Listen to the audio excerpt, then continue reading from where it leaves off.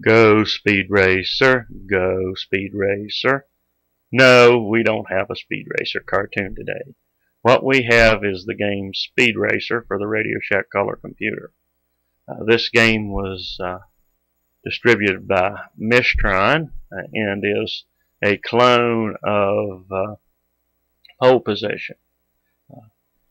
Mistron originally was called Computer Shack, but apparently Radio Shack's lawyers came down on them like a ton of bricks, saying that not only did they have the trademark to the name Radio Shack, but that Shack was part of their trademark, and that certainly no company that had anything to do with technology, especially not one that was producing software for the Radio Shack computers, had the rights under the trademark to use the name Shack.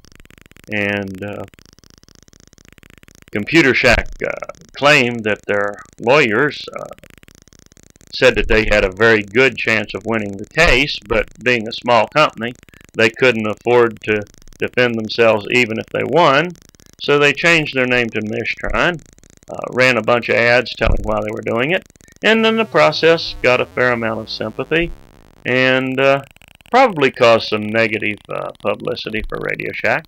Certainly managed to paint them as the bad guys.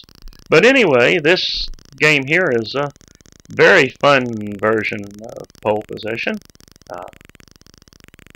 Very challenging. To get through each lap, it doesn't have a qualifying lap. It just has 5 laps of the race. And to get through each lap, you have to charge pretty quick, and except for maybe the first lap, you can't crash more than maybe once or twice. When you crash in this game, it really puts you back, and it's quite a while till you get any more cars to pass. And to get through each lap, you have to pass cars over to where the arrow is, and anything past that is a bonus. At the end of the 5th lap, it's a little disappointing because you don't actually finish that 5th lap and go a full 10 miles.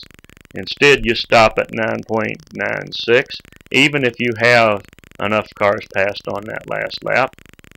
The only difference between coming up short on the last lap and completing it is that the flagman does come out to give you the victory flag, and you don't get that. The game's just over if you don't quite complete the 5th lap. But it would have been a lot nicer if you'd went the full 10 miles and going across the finish line. But that's a pretty minor quibble. Any way you look at it, this is a fun game. I played it quite a bit. There is one bug in it that I don't like, especially when you're going for high scores. If you play this game repeatedly, at some point, and I never have figured out exactly when it happens, exactly why it happens, and exactly which variable it is, but some variable is not reset if you go into this game long enough. Because if you play it a lot of times, instead of struggling to finish all 5 laps and get a score of maybe 80,000 points, you can go through pretty easily and get a score of 100,000 points. I don't know if there are more cars on the screen to pass, or if you're going faster, or just what happens. But it just all of a sudden gets way easier if you play it long enough.